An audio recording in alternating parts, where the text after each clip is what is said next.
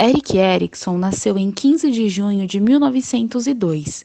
Sua infância foi cercada por problemas. Seu pai abandonou sua mãe assim que ele nasceu. A mãe de Erikson era uma jovem dinamarquesa que assumiu a criança sozinha, fugindo para a Alemanha. Mais tarde, casou-se com um pediatra de origem judia. Sem saber ao certo sua vocação e por não ter objetivos claros em sua vida, assim começou uma etapa marcada pela instabilidade. Ia às aulas e alternava essa atividade com viagens a diferentes lugares da Europa para conhecer as manifestações artísticas do continente. Durante esse período, ele continuou a lutar com perguntas sobre seu pai e ideias concorrentes de identidade étnica, religiosa e nacional.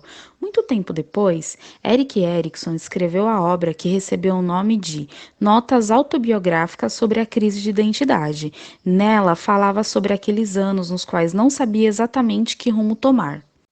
Quando Erickson tinha 25 anos, seu amigo convidou a Viena para ser tutor em uma escola experimental que era dirigida por Dorothy Burlingame. Por sua vez, era muito amiga de Anna Freud. Ana notou a sensibilidade de Erickson com as crianças na escola e o incentivou a estudar psicanálise no Instituto Psicanalítico de Viena. Em seguida, ele se especializou em análise de crianças e foi submetido a uma análise de treinamento com Anna Freud. Simultaneamente, ele estudou o método Montessori de educação, que incidia sobre o desenvolvimento e estágios sexuais da criança. Em 1933, ele recebeu seu diploma no Instituto Psicanalítico de Viena. Erickson mudou-se para os Estados Unidos e continuou a aprofundar o seu interesse em áreas além da psicanálise e a explorar as ligações entre a psicologia e a antropologia. Em 1939, ele se mudou para a Califórnia, em São Francisco, e abriu uma clínica privada de psicanálise infantil.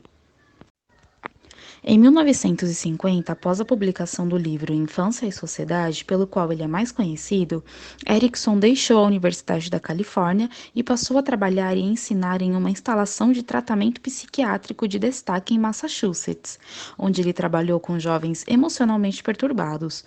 Durante esse período, ele também atuou como professor na Universidade de Pittsburgh. Em 2002, Erickson foi considerado o 12º psicólogo mais citado no século pela Review of General Psychology. Erickson tinha um pensamento pós-freudiano. De acordo com sua visão, o ego estava relacionado com a força positiva de autoconhecimento, pois ele favorecia a adaptação do inconsciente e do inconsciente, fazendo uma reflexão e trazendo o equilíbrio. O ego liga o futuro, o passado e o presente, além de ser emergido e modelado pela sociedade. Erickson definiu 3 conceitos de ego. O ego corporal era experiências do corpo e a definição do eu físico. O ideal do ego era a comparação entre o que somos e o que queremos ser. A identidade do ego era como nos vemos diante da sociedade, como filho, irmão, profissional. Para Erickson, 8 estágios sucessivos que abrangem os estágios contínuos. Em cada um deles, temos de lidar bem ou mal com uma crise. O estágio 1 era marcado pela confiança versus a desconfiança. Ele variava entre 0 até o primeiro ano de idade.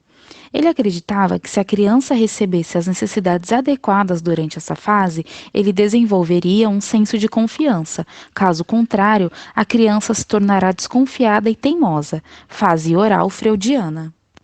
No estágio 2, tínhamos a autonomia versus a vergonha. Estava entre o primeiro até os 3 anos da criança. Fase em que a criança depende da autoaprovação dos pais para exercer sua independência. Se os pais não reconhecessem as capacidades da criança, ela podia se frustrar e desenvolver sentimentos de culpa e vergonha. Seria essa a fase anal freudiana. No estágio 3, era marcado pela iniciativa versus a culpa. Estava entre os 3 aos 6 anos, quando a criança começa a ganhar mais independência e expressar forte desejo de possuir o primogênito do sexo oposto. Caso haja punição na criança, ela desenvolverá sentimentos de culpa por toda a vida. Fase fálica freudiana. Na fase 4, tínhamos o domínio versus a inferioridade. Estava entre os 7 aos 12 anos. A criança começa a desenvolver suas habilidades e capacidades, se espelhando em pais e pessoas importantes da sua vida.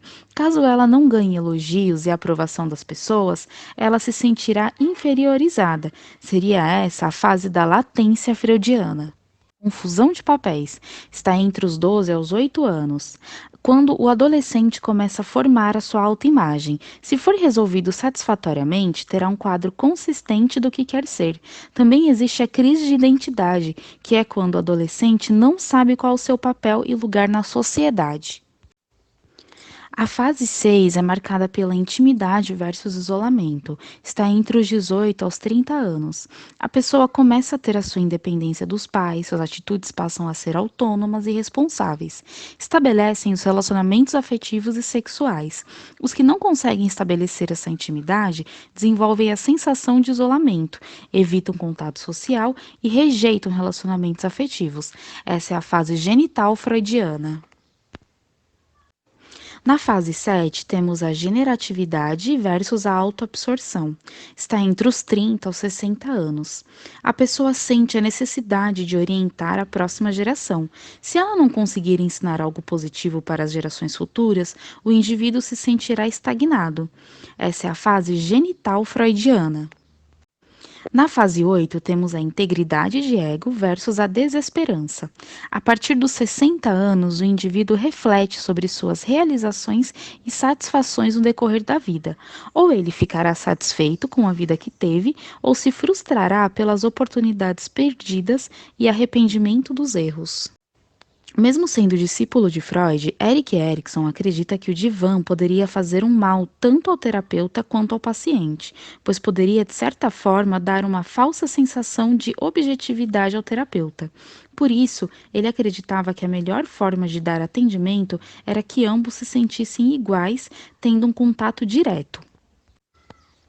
Eric possuía métodos de análise como a ludoterapia, que era o ato de fornecer vários brinquedos a uma criança e analisar a maneira que a mesma se comporta ao interagir com o brinquedo. A análise psicohistórica é a junção de experiências dos estágios contínuos que são tratadas com figuras históricas como Gandhi, Martinho Lutero, George Shaw. A livre associação, mesmo que concordasse com técnicas junguianas, por exemplo, o contato direto entre terapeuta e paciente, o mesmo não acreditava na análise dos sonhos, pois achava uma técnica esbanjadora e prejudicial.